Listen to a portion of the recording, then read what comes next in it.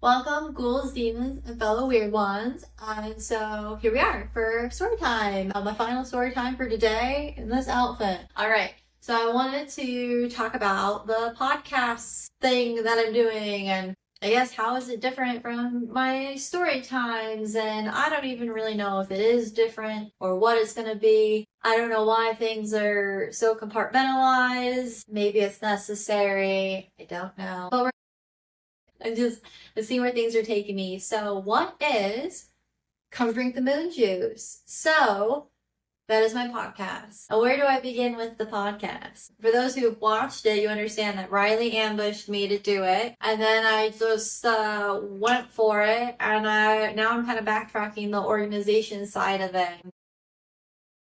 Figuring out how I'm going to be navigating everything moving forward. Come Drink the Moon Juice. It is a play on words. I don't know if I've talked about this in other videos before, or if this is all just sounding so familiar because it's in my head as I've been practicing my story times in the shower. So, Come Drink the Moon Juice is play on words. Like, oh, let's drink the Kool-Aid. Well, you drink the moon juice. And the moon juice is the Kool-Aid of spirituality, of gnosis, of deep inner shadow work healing, of inner world healing, and just the occult, the unknown. It is drinking an elixir of the unknown and seeing where it takes you. So then there's also that psychedelic aspect of it. Because you're doing the same thing every time you eat a mushroom or do DMT or what is it, LSD, anything, acid, whatever it is that you choose to take, mescaline. We talked about cactus in one of my other videos. So whatever it is, you're taking this trippy psychedelic elixir, the moon juice, and we're talking about the woo-woo. So it's funny, it's tongue-in-cheek, it's play on words, it's quirky, it is intellectual. It is everything that is Sarah and Weird Creations. I came up with a name back in 2022 when I started my business and I was like, go, go, go. I was so excited. And I was gonna do, I guess it was a podcast. I wasn't sure if it was gonna be YouTube. I wasn't sure where it was gonna go. But that was part of the teaching, is to use my voice and to keep going and all of the things, which ties into the long journey of healing and sabotage, self-sabotage, and frenemies, and a whole tale of epic proportions.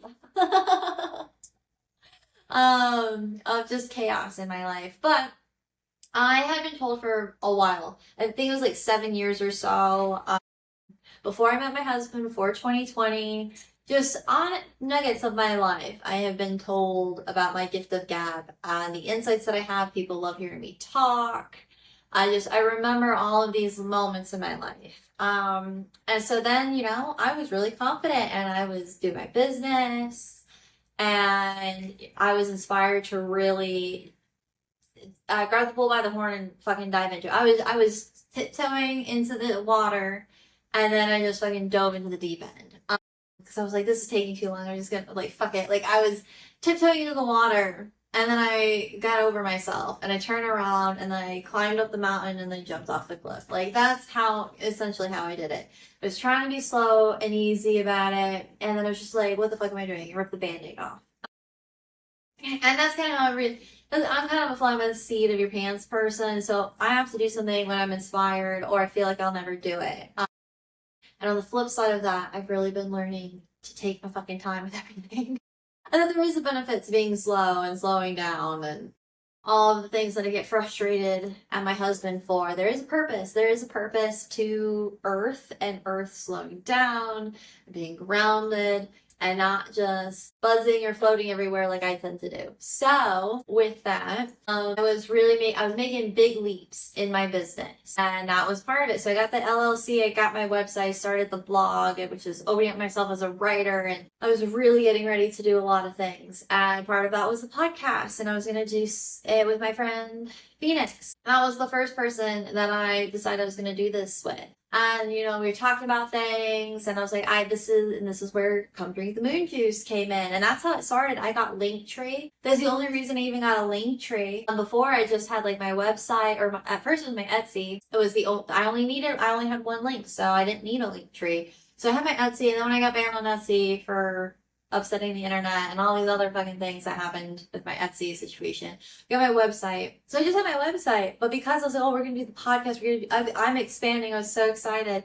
I got a Linktree, and I poured all of this money and time and energy into not only having my room be like the creative space for me to build my candles, and also this little writing nook that I had, but also like a podcast like studio. I bought 2 chairs, I bought a rug, I bought all of this stuff to set it up. And Phoenix was gonna help me. She had a background in film, and so she was gonna help me with like the audio stuff, things that I didn't know, and editing. And but I thought we divided it up fairly.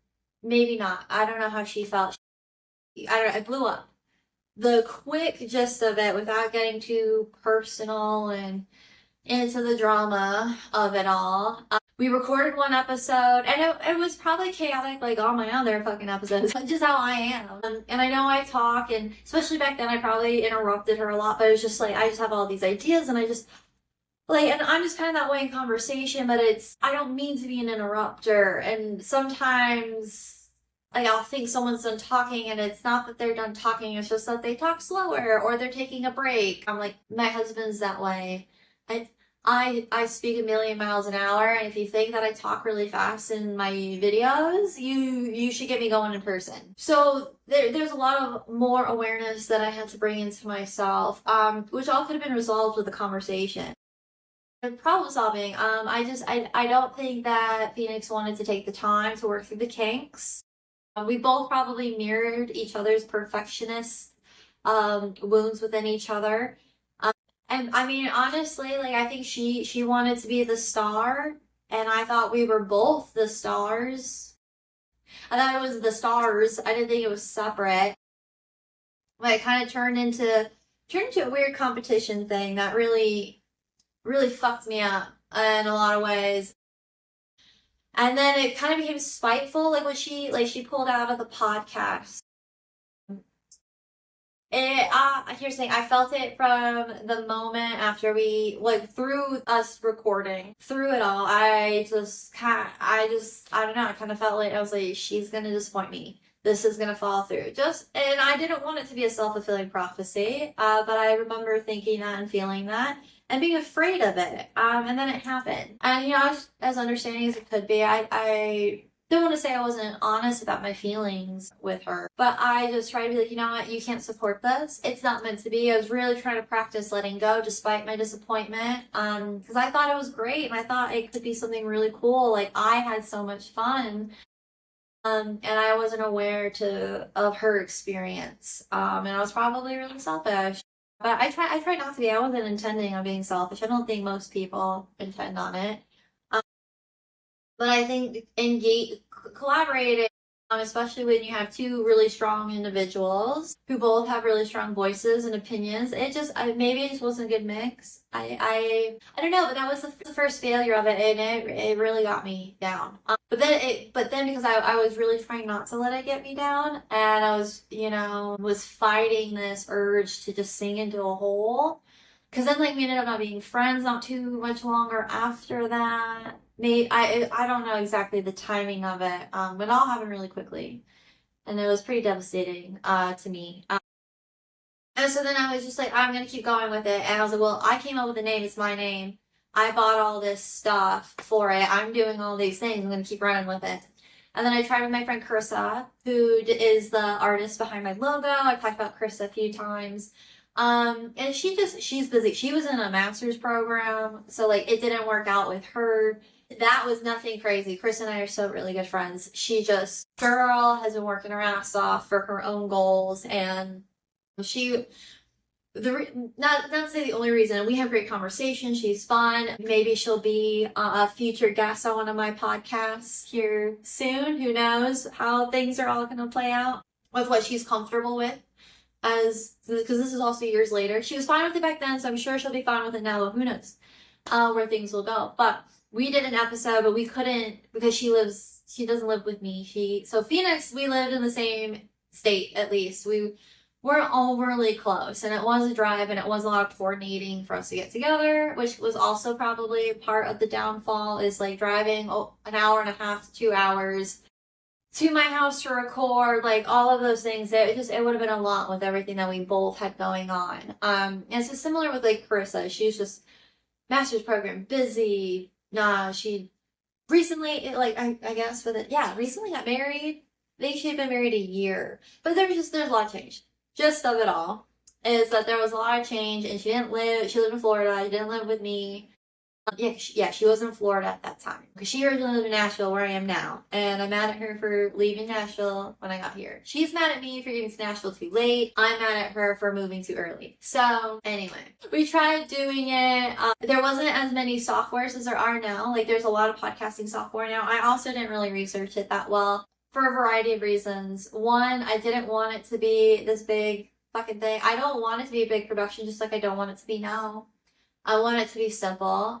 And I was also still limited on the budget. Just all of the things. And so we tried doing it a couple different ways, with us being in different states, and it just kind of fell through the cracks for all the things. And I was just like, maybe you're not to do a podcast. Like just because people told you were good at something doesn't mean you're supposed to do it. I don't know. The only reason I didn't do it because other people told me to do it. I thought it would be fun, and I guess in a way, in my own way, I've always wanted to do something like that. Not just like spotlight things, because I did dream of being a pop star, or talk show host, or all these other things that I think. I mean, I played pretend of being so many different things when I was a little girl, but they all involve some, I guess, center stage stardom, which ties into the Leo moon being present all along. And so for what that's worth, I don't know. So I was like, well, do I just want to do this because other people are telling me to? Do I actually want to do this? It's like, well, I'm afraid. I'm afraid to put my voice out there. I really didn't think I could do it by myself. Fucking surprise. I didn't think that I could talk and rant long enough by myself. What the fuck? That was insane. For 1,000 reasons. That was so delusional of me. I can't believe I was in denial that heavy. And even I knew I was lying to myself. I was actively lying to myself the whole time. Every time I even thought it, or if I even spoke it to like my husband or whoever I was trying to like problem solve this with. And I was just like, I need a soundboard. I do need an initiation. And as I've talked about in other videos, I need a type of like direction. Just like with my weird healing. I need a sense of direction, or else I get kind of lost in the ether because it's so vast. We're just gonna float through the void and go for a ride and see where the river takes you. That's how I am. If I am the leader, that is how it is. It is a wild river rafting into an ocean. And it's great, but not everyone is prepared for that. Some people need it differently. And so if I'm going to be this voice for people, if I'm going to be out in the public, you need to reach a variety of people. How can you be digestible to a variety of people? And so then I just took a pause and really thought back about everything, and like, well, how can I have a soundboard? And then then I was like, well, then I did TikTok videos, and then like people just really didn't like what I had to say, and I was like, fuck all of you. That's something about me, is like, it's weird insecurity. And because it's all rooted in self-protection. A lot of it is rooted in self-protection, and it's like, it's a weird thing of like, it's just like, it's like, I didn't think I needed to exist here. Like, I'm just not meant to be alive in this plane. Like, I'm not made for this world. I'm not meant to speak to this world. People don't want to hear, like, it was all of these things of like, well, I'm just gonna avoid responsibility of whatever fucking reason it is that I feel called to do any of this. They don't like it. I'm not doing it. And it's like, well, no, you still have to do it. And you just have to create an environment, a nurturing environment that is welcoming. But if you go back to my reflection, if I'm a fucking cactus, not very many people will hang out in the desert except those who are genuinely seeking true enlightenment. And I say that in a very metaphorical, stereotypical kind of way, that people go out to the desert and, this could be very stereotypical where I grew up. This is a very New Mexico thing. But a lot of people would take mushrooms out in the desert too. Like that's a strong symbolism. But I do think it's because I'm overly familiar with it based off of where I grew up. I don't think someone who is familiar in a more northeast, New England context, they may not resonate because you go out into the woods or whatever. But not everyone's built for those environments. And so it's like, again, just balancing it all out. And so anyway, I quit posting after everyone got upset. I just avoided responsibility. I was like, nope. And then I kind of was like, okay, I'll create a nurturing environment. I'll keep healing. I'll keep trying to refine my communication. I'll keep figuring it out. And some of it is literally just, I said what I said. I'm not feeling guilt or shame for what I said. Other parts of it is acknowledging where words may have hurt your feelings, but I'm not attacking you. The words hurt, yes, because I highlighted the wound that I ultimately would say I'm trying to heal on whatever scale I'm trying to heal it. Who fucking knows? I do know that like my heart, my intention comes from a place of healing, but sometimes healing is painful, and so therefore sometimes I think that's where like the Queen of Swords or King of Swords comes in. The sword can sometimes hurt. And that's a very air sign thing. So I'm trying to figure all of that out.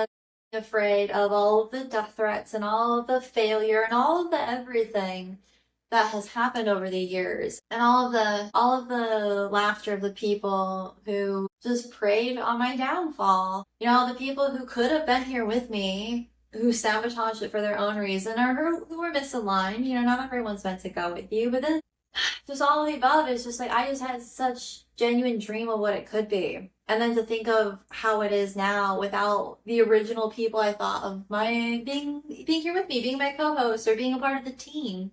My team has changed, and actually my team is me. And then it's my husband. But that's almost its own. I have my own team. I am an independent individual athlete.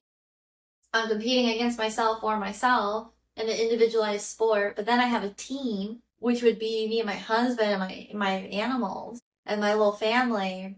And then it's like, well, where's the other team? And for the other, it's just all trying to find the team. And then realizing that you're your own team.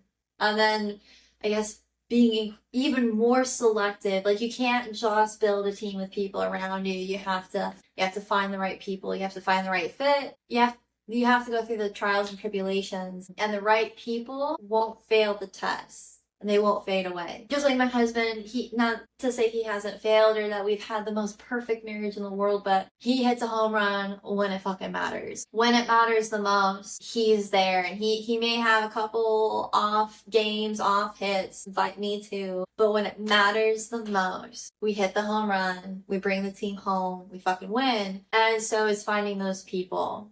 And so who knows where this will go, but I think ultimately I just kept waiting. I kept waiting for the right people, and then all of my goals passed me by because I guess I just didn't think that I could do it by myself. And I can, and I think a lot more people can. For what that is, just I guess the message is do it alone, do it afraid. Do it poor, do it broken, do it imperfect. And, everyone fucking says this. And it gets so cheesy and annoying. And you just want to, stick your tongue out at them and tell them to go fuck themselves. Because I do. Every time I see a stupid motivational video with some dramatic music, I want to kill myself. So, I don't want to be that person. I don't want cheesy podcasts. I want, real conversation. So that's what I want it to be. I want there to be spiritual healing and gnosis and sharing those stories and but I want it to feel like we're all taking a psychedelic, an elixir, sit by a campfire, ready to have a fun, full moon, groovy ceremony of our lives. And so that's what I'm trying to cultivate. That's what I'm trying to build and bridge. And like I said, whether I have a guest or I'm by myself, I don't care. I've kind of understood that I can do it however I want, as long as I just do it and put the message out there. And I'm putting my message out there in so many different ways that it will be impossible for it to not get out there. One way or another, where there's will, there's a way, and I have a lot of will, protection, and drive. And I guess for me, the ultimate conclusion of pride and healing as I conclude this is that nothing can stop me and my message will be heard. And that's, I think, that's scary and cool all at the same time. So yeah, so that's the moon juice. That's kind of the story behind how it got started and where it is. And, you know, for those who are up to speed, Riley ambushed me.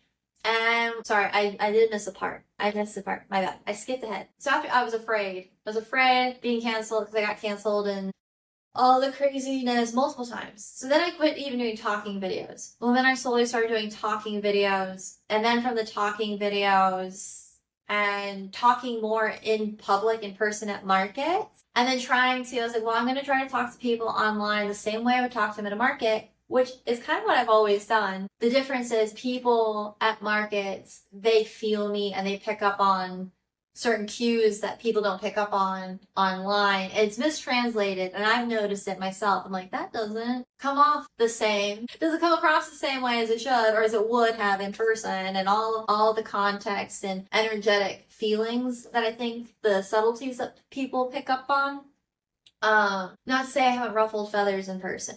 Like, definitely have. But like I said, people tend to like me more in person for one reason or another. So how do I bridge that into my online presence to reach a bigger audience, etc., etc.? I don't know. I think I'm getting better at it. But I just go into it every day with just, even though I'm talking to my phone, I'm not stuck in this apartment. I'm talking to people somehow, somewhere. And it's a really weird, I guess, dimension to jump yourself into, shift your brain into. It's a wild skill set to build and to make sure that the connection translates. I don't know, but so I kept practicing with that, and I started to record myself more again and not overly be afraid of it. I mean, I think you can tell there's like a timidness, and I'm definitely more choosy. I don't just talk as if I would like with my husband, where I can say whatever the fuck I want, unfiltered. Not to say I'm trying to be intentionally unfiltered. But also make sure, like I said, I say the same thing that I want to say, but choosing a better word, where my husband, for the most part, it doesn't matter the word. He knows me. He knows my context. He knows my heart. And so it's easier for him and those who are closest to me or who have taken the chance to be open-minded and open-hearted to me to get. So again, how do I do all of that? It's 130 reps. But yeah, so I'm just, because that was, I guess for me, that's a fun insight. I'll share that. So for me to get started, you like back to the beginning of this video, talking about Phoenix and even doing the podcast or even doing any of the things, because my husband has always been that safe, secure place. That was my intention before. Before, I always was like, well, just like you're talking to Chad. What if you were telling Chad this? What if you were doing this with Chad? And he's different. He is not politically correct. He's gospel of hate. He's everything. And so that gave me confidence, and to some a false sense of confidence, because he doesn't care about your feelings. He doesn't care about any feelings. He doesn't care. He wants it served as straight up as possible, and he respects me for my delivery, even when he doesn't like being on the receiving end of it. He's told me, he goes, I know exactly how you feel in that moment, and I know exactly what I can do with that, even if it came out imperfect. And then I realized not everyone is that way. And so I had a grand collective triggering, wounding, and healing of the mother wound, and where my voice was shut down and stifled because a lot of people reminded me of the first few people who hurt me and blocked my voice. Whereas my husband, he didn't care how imperfect it was. He gave me the space to process it, and we really worked through it, never given up on trying to figure that out, which reminds me a lot of my grandmother, reminds me a lot of my father. Just constantly being a team to get to understanding, regardless of how many times it takes to get there. Whereas, you know, my mom, if it wasn't perfect the first time, he was super punished. Very similar things in that nature. And that's what the internet reminded me of, is there was no benefit of the doubt, there was no grace. I misspoke. People just fucking, they ridiculed you. They fucking made you feel so stupid. I was like, but you understood what I was saying. You understood what I was saying, but I misspoke. But I'm an idiot for misspeaking. But you understood what I said. You're just taking any opportunity you can to humble me and make me feel bad. And again, that just re-triggered every single wound that I ever had. And so I really had to heal that and let that go. Thankfully to the internet, it didn't work out the way y'all wanted it to, but it worked out the way that it needed to, and I'm very proud of myself for that. So that's alchemy. That is alchemy on a grand scale of things. So I took everything that came my way, I absorbed it, turned it inward, and here we are. And so I came to a lot of healing and understanding that it will never be perfect and it will never be good enough, and I'm always going to upset somebody, and somebody's always going to want to humble me, and that's okay. I need to be with the people who, and only worry about the people who give me the same grace that I would give them. And that's where you can get into like the golden rule and blah, blah, blah, blah, blah. But now, so again, I kind of quit. I don't necessarily come from the perspective of me talking to my husband in that same sense that, one, that can get me into a lot of trouble. Not to say that there doesn't need to, like, it doesn't even need to be filtered, because the whole point is to be unmasked and unfiltered. But there's still, I guess, professional would be the word. I don't know. Like I said, there's just like that's kind of like as if I'm talking to a client, like OT, as if I'm talking to the kids that I work with, as if I'm talking to the parents I work with. Coming from a professional hat and not a casual hat, but also realizing I have a really casual approach to my therapeutic interventions that I think people enjoy. So keeping it real while still keeping it professional and not necessarily filtered, but just guided a little bit. I'm not so unhinged. There's a time and a place to be unhinged, and then there's a time and a place not to be unhinged. And so I think I've kind of learned that balance for myself, and what that means. And so depending on who I'm talking to and how I'm talking to with the subject and all the above, but it's also not being too afraid of it. Because, like I said, it's 100 dirty reps, and Riley says, that's what podcasting will be. That's what everything will be. And it's easily digestible in a fitness perspective from him as a trainer, but me as an ex-powerlifter, is because like anyone who was at the beginning of my powerlifting journey with me, you understood I had poor mobility. I had like discoordination. I needed a lot of work. I had ugly squats, I had ugly reps, and I would get frustrated with people because they would talk to me as if I didn't know that it wasn't perfect. I knew it wasn't perfect, but I was working really hard, and I would get really upset. I already know. I don't need another person telling me I'm doing something wrong. I'm working on it and fixing it, and I'm just doing it imperfectly. And then when I got to my powerlifting competition and I won the first place gold, I had perfect form. And all of that, and that was an 8-9 year journey in itself. Well, let's see. So I started weightlifting when I was, I guess technically when I was 16, I did start weightlifting, and then there was all of that. But I started powerlifting when I was 19. I started powerlifting, and then I did a competition when I was 25, 26. I think that's what it was. But anyway, the whole point of all of that is I remember all the people making fun of me through my weightlifting journey, through my powerlifting journey. And I just kept working hard, and then I won the gold, and people were like, whoa. I was like, yeah, fuck you guys. I told all of you.